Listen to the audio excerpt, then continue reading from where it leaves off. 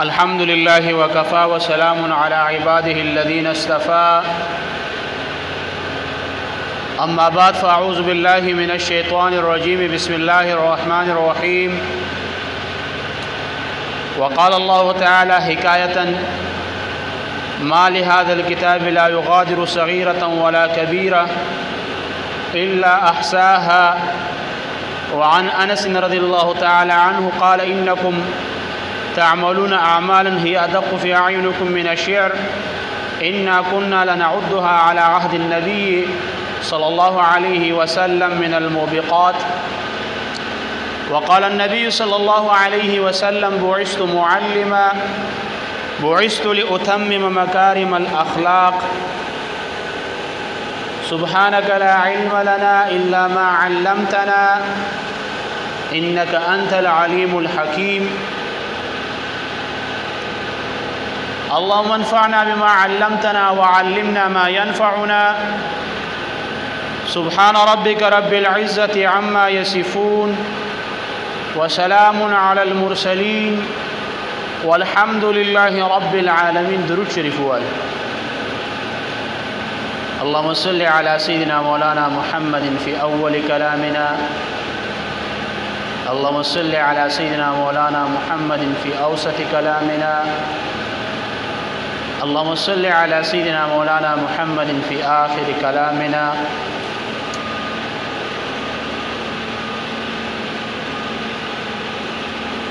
كما آیات ما تلاوت کو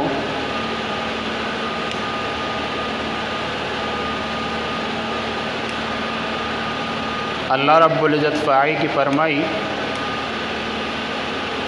چې د قیامت په ورځ باندې با خلق کله خپل نامه اعمال ویني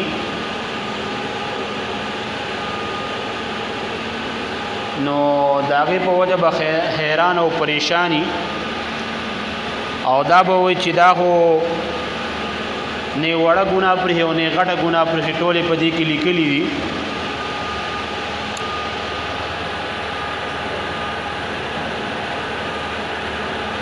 بزرگان د دین فرمایي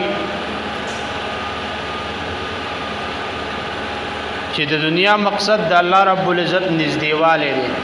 قرب دی او نزدېکت او د الله رب العزت قرب انسان ته نه ملاويږي مگر د الله پر رضامندګۍ سره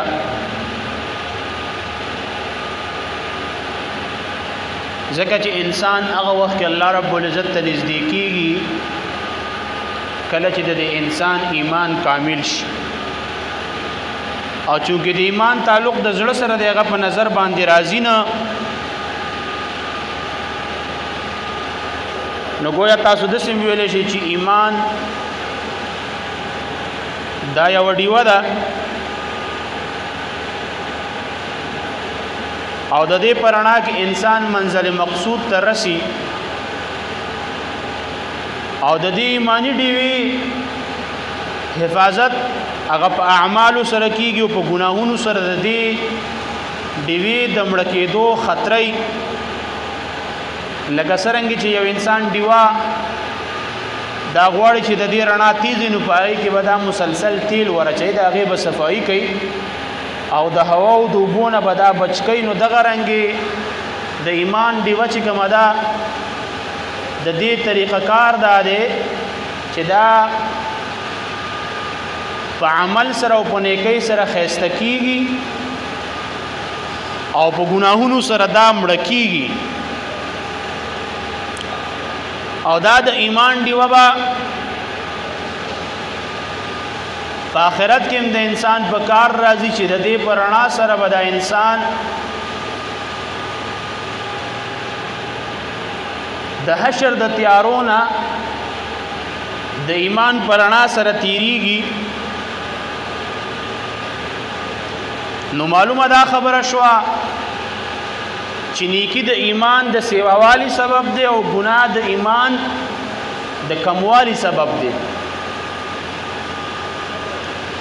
بیا د قران او د حدیث مطالعه چې انسانو کې نو دا خبره ښکارا کیږي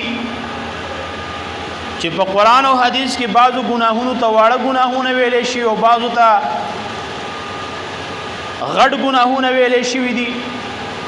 لیکن د تاثیر او د انجام په اعتبار سره موږ د پته نه لګي کې دې شي یو وړه ګناي هغه د انجام په اعتبار سره د انسان د پاره د هلاکت ذریعہ ګرځي او غټه ګناي کې دې شي الله رب العزت هغه معاف کی. نو منطقي انجام د خبردار اوزي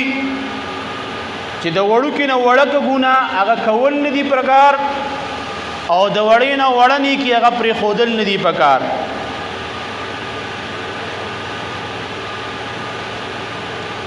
لس بجې چې کوم جنازه و په هغه کې ممدا موضوع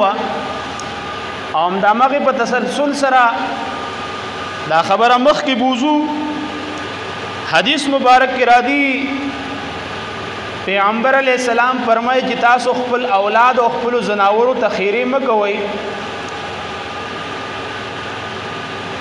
کې دې چې د قبلېدو وختي او هغه خیره تاسو قبول شي. لکه بل حدیث مبارک کې را دي پیغمبر علیہ السلام فرمایي په ورځ او په شپه کې یو وخت دسي چې په هغه کې انسان بطور مذاق په غب کې خیریو کې هغه الله رب العزت قبلې. نو پیغمبر علیہ السلام انسانانو او زناورو ته بچو ته د خیرونو من راوستي دا. او بیا د بخاری شریف حدیث له پیغمبر علیہ السلام په یو غزا کې روانو د یو صحابي وخي اړی کوله. نو هغه صحابي په خپل وخي باندې لعنت وکړو. نبی کریم صلی الله علیه وسلم ورته فرمایل د دې وخي نه کوشه او سره په دې خیرو باندې دا ملعون شو او ملعون سیز منځان سره په خپل قافله کې پریدونو دا ځنګل ته پریدا ځکه دا وخت د خیرو د قبلیدو او استاد خلینه خیری وته. نو راوی فرمایي چې هغه خو پری خو د ډېر زمانه پورې باغه په ځنګل کې سریدا چا ورته سن ویل ځکه چې دغه وخت کې د خیری او کړه هغه قبول شوي. نو بری کې زنانو تم فکر کول پکار دي چې په نه خبره باندې خپل بچو تن مسوتا چرګی تا چرګوړي ته خیری کوي.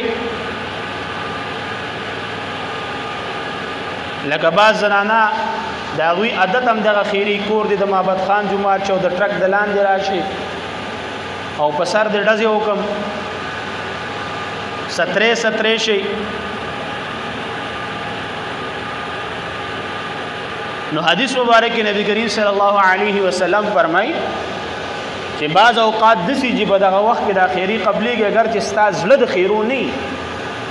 په غب کې دی ویلیم نو الله رب العزت هغه قبلې.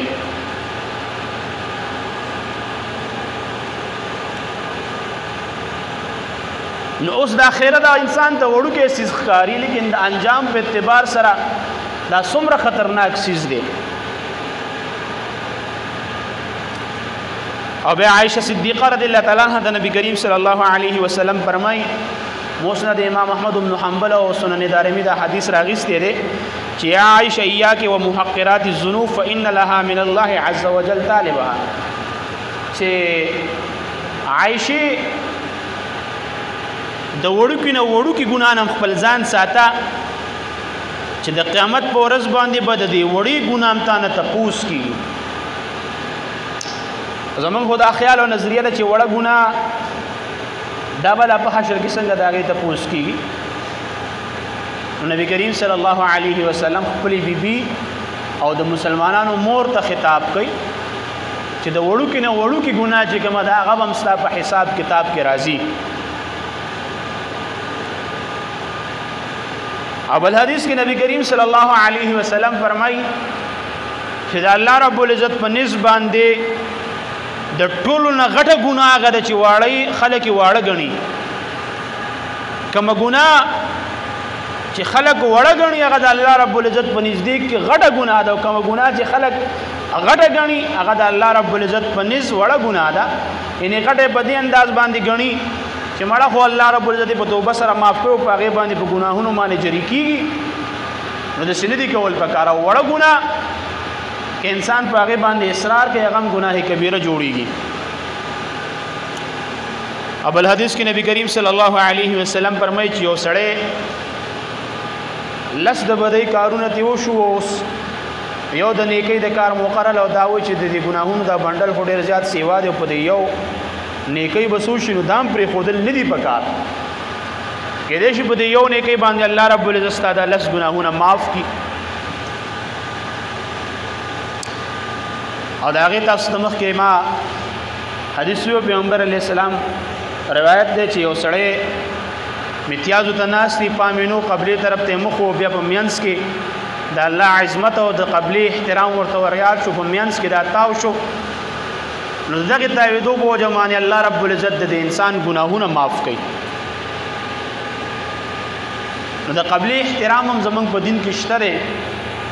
حدیث مبارک نبی کریم صلی الله علیه وسلم فرمای چې یو انسان قصدن قبلی طرف ته لاړې تو کینو وي دا لاړې به الله رب العزت د قیامت په ورځ باندې د پتندې کې د داغ او یا د ګندګۍ په صورت باندې راښکاره کوي قبلی طرف تخپی خورول د دې ټولو ممانعات راغلي ان شاء الله که موقع ملا شو بدی باندې به تفصیلی بحث کو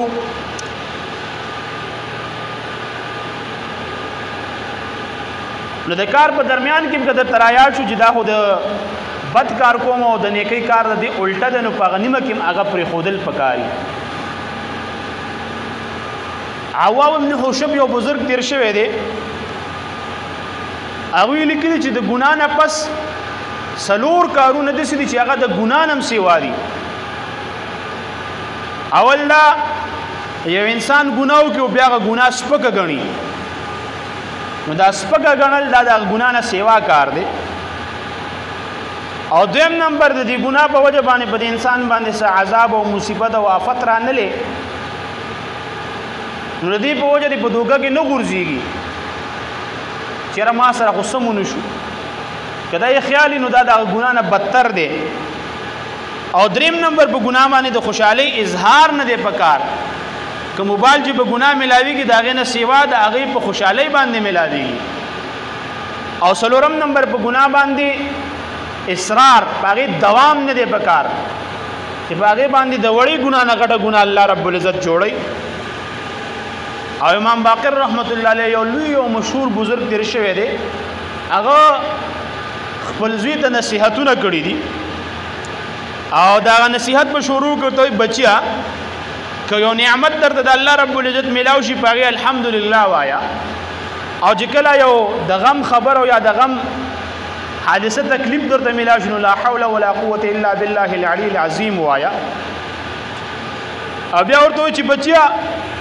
درې سيزون الله رب العزت په دریو سيزونو کې پټ کړی دي یو دا چې الله رب العزت خپل رضا خپل خوشحالي هغه په خپل اطاعت کې په خبرو منلو کې پټه کړی دا نو لہذا هیڅ یو نیکی سپکه مګنه کې دی شي دغه نیکی الله رب العزت تخوه راشي او دغه په وجه اسلام مغفرت وشي او دویم نمبر الله رب العزت خپل غصه او خپل غضب او خپل ناراضگی په ګناهونو کې پټه کړی دا نو هیڅ یو ګناه وړه مګنه کې دی شي هغه د الله رب العزت ناخوخه او دغه په وجه باندې ستا جهنم ته غورځیدل شي او ته د هلاکت په دروازو باندې ورشي او دریم نمبر ورته فرمایي چې الله رب العزت خپل بزرگان خپل دوستان خپل اولیاء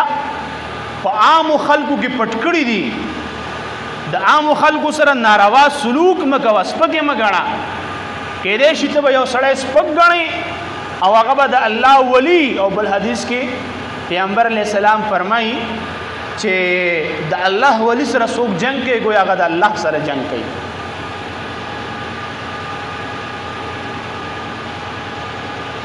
نو ګناه که هر څومره وړي هغه کول نه دی پکار او پاغي جری کېدل نه دی پکار او نیکی که هر څومره وړي هغه پر خودل نه دی پکار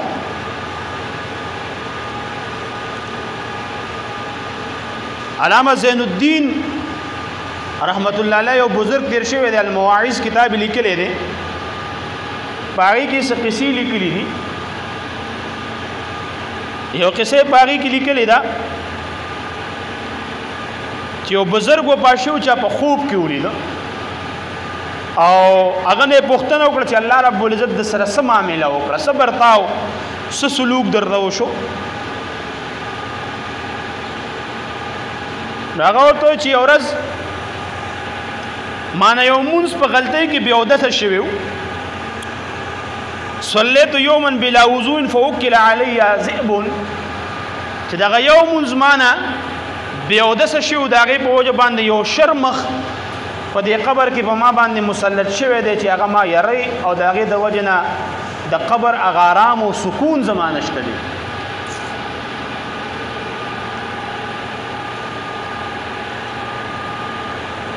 تاسو مخ کې ما قصه وکړه چې عیسی علی السلام د یو قبر په خوا کې ودرېد او د هغې کس چې کله راپاسو نو هغه سړی ورته وایي چې زه په عذاب کې مبتلا یم او عذاب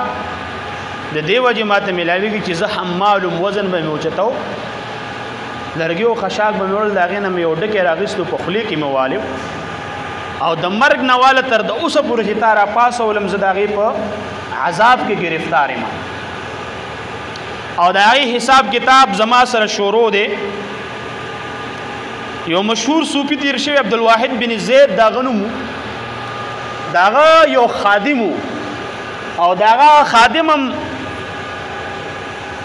په تقوا کې مشهور او داغه صفت لیکل شوی دی وکانه یعبد ربه 40 سنه سلويخ کالو پورې هغه د خپل رب عبادت کړو او دا کيال وزن به کو کېل ته ویل کیږي د مرګ نه پس چا په خوب کې ولیدو ول سلوک او صبر تاو د سره وشو سما معاملې د سره الله رب العزت وکړه ورته وای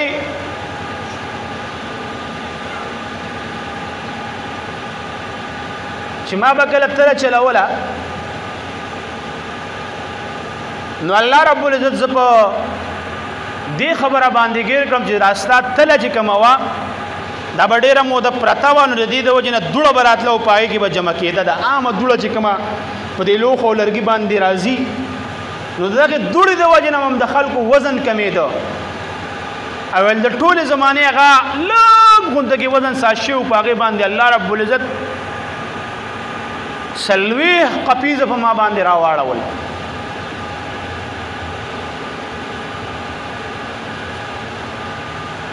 د دې وزن بزرګان زموږ چې ناغوی خپل کانی په هفته کې خامخا یو پیره تلل په دې بازو کانو کې بلاندې سکه لګېدلې واغه با کله کمه شوبه غورځېده او نن سبا دا خبرې د معاشرې نه وتی دي دا چون کم خصوص د سره بده کې غنی نه چې دا حساب کتاب دی ګرام دو ګرامه هو خلکو تر سره سخکاری نه کنده منډه کول د خلکو نشته په توګو په اندازه باندې ورکي نو چې یو دومره لوی بزرګ دی چې داغه متعلق راځي چې سلويخ کالاغه د الله تعالی عبادت کړو او صرف د تلی په دوړه باندې الله رب العزت داغه سره حساب کتاب وکړو نو ما او تاسو سره بس کی پامدغه کتاب کې د یو بزرګ متعلق لیکلي دي چې کله وفات شنو ورور په خوب کې ولیدو نو دا ورور ته په خوب کې وای چې ته خو دوباره را ژوندې شي الحمدلله ویل چې الحمدلله دا الله شکر ده ته خو دوباره را ژوندې شي نو غرور ورته وای چې تا ته څه پته راځي چې په کوم ځای کې ما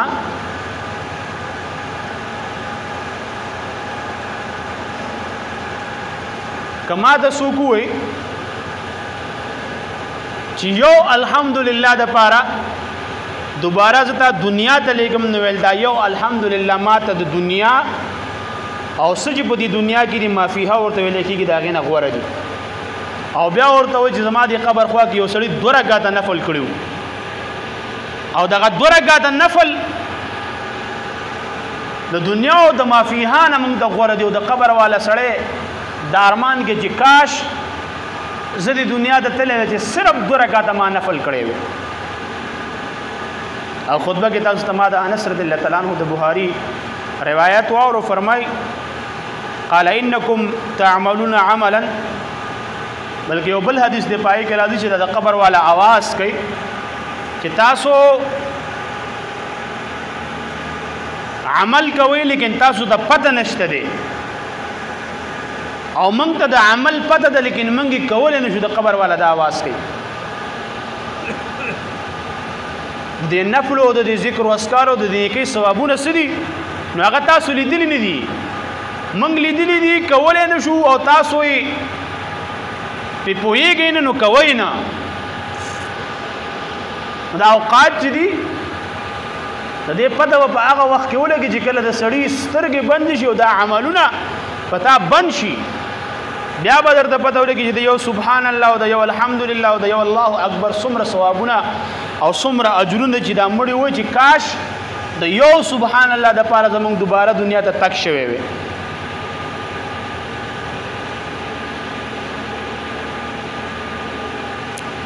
امام مالک رحمت الله علیه نوم بتا سوري دی د سلورو امامانو نه د چا چې فقه چلیږي او په دې امت باندې ډېر زیات احسانات پراته دي په سونو په زرګونو استادان دي او په سونو په زرګونو شاګردان دي او په لکونو باندې داوی اتباع کوون کې دي چې داوی هغه فقه باندې عمل کوي او په احادیثو کې ډېر لوی خدمات پراته دي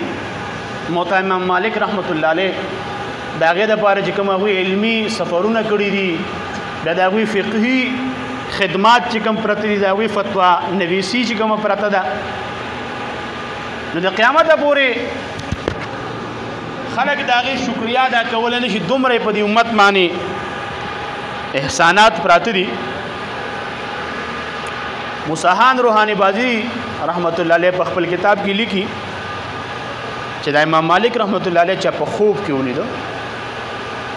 او پښتنه دې وکړه چې الله رب العزت د سره سم عامل او سلوک وکړو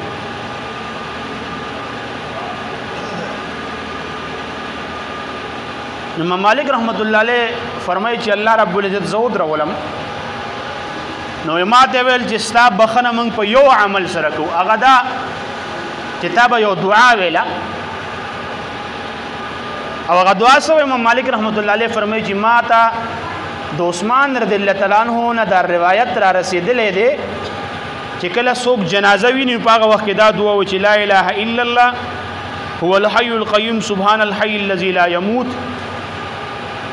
نو دا دعا دا غوښنه چې ما اوریدل او ما دغه عادت ساس کړو نو وي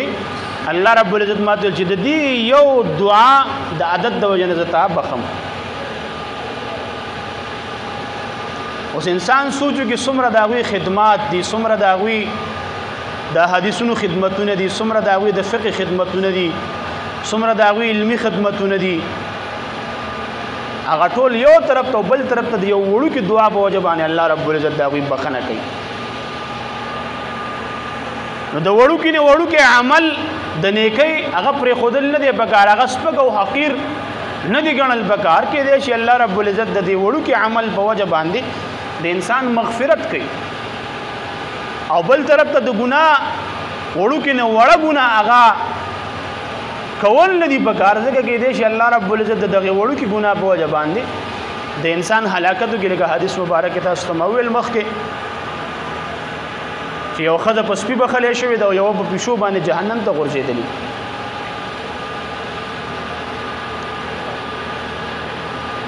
یو مشهور بزرگ تیر شوی دی سری سقطی رحمت الله علیه دا غوی نوم دی فرمایي چې یو شپه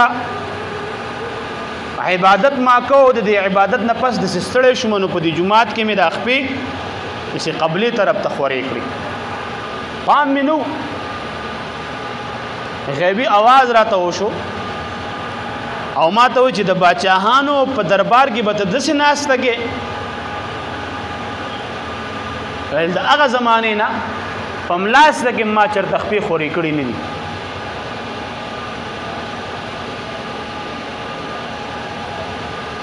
اوس کې یو سړي ته وویل چې قبلې طرف ته دې خپې دي نه خپې لګېدي شي کې وړه قبله خو نه ده قبله وایي سیده ده او دا دوی ته چې درون عمل نه ښکاري. حالانکه چې انسان سوچو کې چې الله او د الله رسول د یو سیز نه من راوستل د پای کې بیا درون او سپک نه دی کول پکار. دا درون او سپک کته کې نه دا د بټۍ په بندلو کې وکا، دا د پانی په پندونو کې وکا، دا د پیسو په بندلو کې وکا، په عملو کې درون او سپک ته نه دی کتل پکار. آی کې دې ته کتل پکار چې د الله او د الله د رسول حکم سره بس هغه خپل ول پکار دی.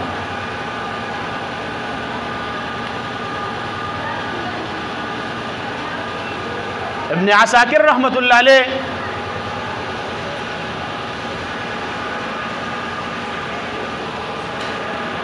اغوی د علامه شبلی سے بیا واقعا لیکلی دا.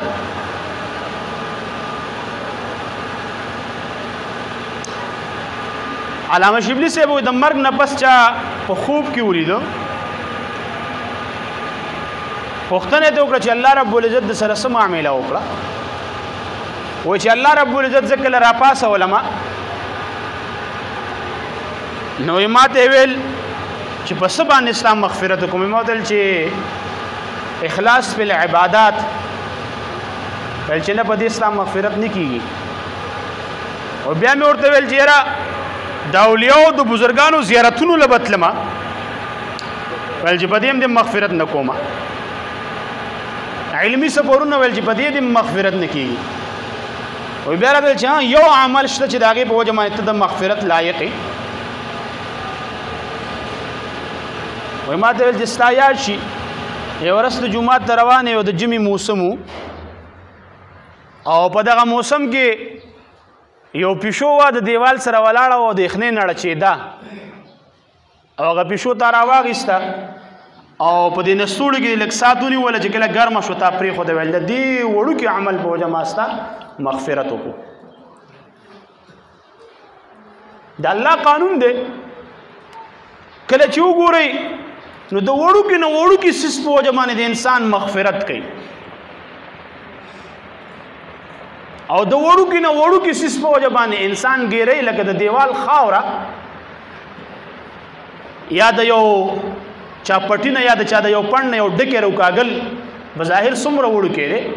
لیکن چې الله وګوري پاغه باندې د سړو نیول کوي.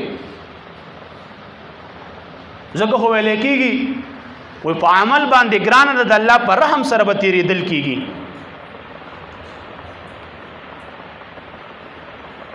لیکن تاسو ته شروع کې ما ویلي چې د انسان د ژوند مقصد د الله رب العزت نزدېکت او قرب دی او دا نزدېکت او قرب د الله رب العزت پر رضامندګۍ سره حاصلېږي او د الله تعالی رضامندګي دا په کامل ایمان سره د کامل ایمان دا په نظر راتلونکي سیز نه دی او دا هغه د لپاره ضروری ده د ایمان ته تشبیه د ډیوی سره ورکړی شوی دی. دا ډیوا چې څنګه په دنیا کې سړی د حوادثاتو نه بچ ساتي د هغه د لپاره تیلو ضرورت راځي، د هوا او د وبونه به لرکه. نو دا څنګه د ایمان معاملې هم ده چې دا ایمان کامل کیږي بس سره د دې د ایمان د ډیوی رڼا سیوا کیږي پس سره په نیکو سره دا مړ کیږي سره په ګناهونو سره او د انجام په اعتبار سره پته نه لګي کې د شمن یو وړه ګناه لرو وړه غنو هغه د انجام په اعتبار سره د الله تعالی د ناراضګۍ سبب او پاغه باندې د سړی هلاکت وشي او موږ یو نیکی سپک غنو کې د شیخ د الله رب العزت خو هي پاغه باندې د سړی مغفرت کیږي. نو اصول د دینداري چې د وړینا وړه ګناه کول نه دي پکار او د وړینا وړه نه کی پر خودل نه دي پکار. دعا کو بسم الله رب العزت عمل کولو توفیق را نصیب کی. الله د نبی کریم صلی الله علیه وسلم سورۃ سیرت مجون کرا او اخلاص تقوا لله د نصیب شي. الله دا کم کاکا او پاتشه د کامل مغفرت نصیب کی سخت سفر احسان کی پسماندگان له صبر جمیل ورکی حسنات سیوا کی سیئات ما ضعف قلم را کاږي نور سمرا